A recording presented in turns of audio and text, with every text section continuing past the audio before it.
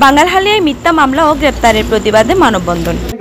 আপনি বিএনপি করবেন, গণতান্ত্রিক অধিকার, যে দল করবেন ওই দলের নীতিমত্তের কথা দিয়ে থাকবেন। তারা আওয়ামী লীগের সাথে মিলেমিশে ব্যবসা বাণিজ্য করেছেন, এখন আবার এসে ওই দালালরা বিএনপির কর্তৃত্ব নিয়ে আমাদের জাতীয়তাবাদী দলের নিবেদিত প্রান্তে বিপদকামী করতেছেন, সেটা আমরা ভালো জানি। আগে ছিলেন নৌকার মাঝি, এখন এই যে ধান চাষ করবেন এটা খবর হবে না। আগামী 72 ঘন্টার ভিতরে যদি রাজধানী বিএনপি সাংগঠনিক সম্পাদককে মুক্তি দেওয়া না হয়।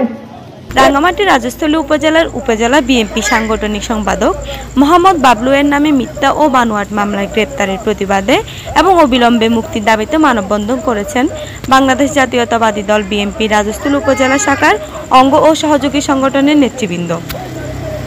৩রা মার্চ বিকালে বাঙ্গালহালিয়ার বাজারস্থ যাত্রী ছাউনির সামনে মিথ্যা মামলা ও প্রত্যাহারের দাবিতে মানববন্ধন ও সমাবেশ অনুষ্ঠিত হয়েছে। মানববন্ধনে এলাকায় ভুক্তভোগী পরিবার ও ইউনিয়নের শতাধিক পুরুষ এবং বিভিন্ন পেশার লোকজন মানববন্ধনে অংশগ্রহণ করে। মানববন্ধনে বক্তব্য রাখেন উপজেলা বিএনপি সভাপতি খলিলুর রহমান শেখ, উপজেলা বিএনপি সদস্য জিকু কুমার দে, বাঙ্গালহালিয়া ইউনিয়ন বিএনপি সভাপতি সিদ্দিক মোল্লা সহ আরও অনেকে। এ সময় সাংবাদিক ও এলাকায় গণ্যমান্য ব্যক্তিবর্গ এবং রাজস্থলী উপজেলা শাখা বাংলাদেশ জাতীয়তাবাদী দল বিএনপি অঙ্গ ও সহযোগী সংগঠনের নেতৃবৃন্দ উপস্থিত ছিলেন।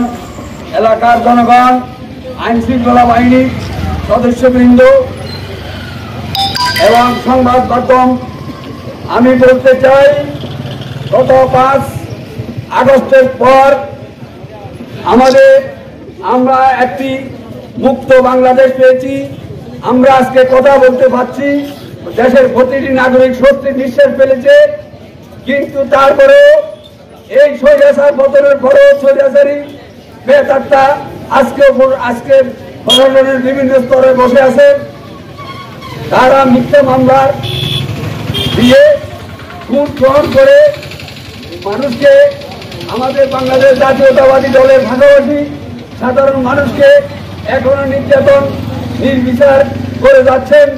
আমরা ইতিমধ্যে আজকের এই অন্তর্বর্তী সরকারের প্রধান উপদেষ্টা এবং স্বরাষ্ট্র উপদেষ্টাকে আজকের এই মঞ্চ থেকে বলে দিতে চাই, আপনি জানেন আপনাকে আমরা বহুবার আমাদের কেন্দ্রীয়ভাবে সতর্ক করা হয়েছে। শেখ হাসিনা চলে গেছে, কিন্তু তার দোষর এখানে রয়ে গেছে, তার ডাল ফলা এখানে রয়ে গেছে। অনতি বিলম্বে আপনি এই ডাল ফলা যদি পরিষ্কার না করেন তাহলে আপনাকেও আজকে তারা চ্যালেঞ্জ ছুড়ে দিচ্ছে। আপনি আমাদের কথায় কর্ণপাত করে না। আমরা যদি আজকে আপনার এই সমস্ত উদাসীনতার জন্য কোন ক্রমে যদি আপনার ভিজন থেকে আমরা সরে যাই তাহলে আপনার কি পরিণতি হবে আপনি বুঝতে পারছেন। আমরা সর্বপ্রথম বলেছি এই প্রশাসন থেকে, এই থানাগুলি থেকে যেই সমস্ত করাপ্টেড অফিসারগুলি আছে এদেরকে সরাইতে হবে, এদেরকে ওএলপি করতে হবে। আপনি করেন নাই। অনেক এসপি এখনো বসে আছে, অনেক ডিসি এখনো বসে আছে, অনেক বিভিন্ন রকম সংস্থার লোক বসে আছে। আওয়ামী লীগ চলে গেছে, কিন্তু আওয়ামী দোষর তারা আপনাকে বিভ্রান্ত করার জন্য, আপনার প্রতি আমাদের সমর্থনটাকে কেড়ে নেওয়ার জন্য এখন আমাদের উপর অত্যাচার চালাচ্ছে।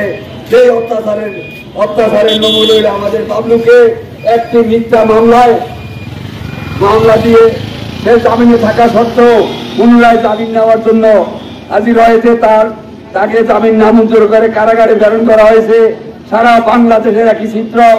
আমরা আজকে এখান থেকে আমরা বলতে চাই প্রশাসন আপনারা সাবধান হয়ে যান। অন্তর্বর্তী সরকার এবং দেশের মানুষের পাশে দাঁড়ান।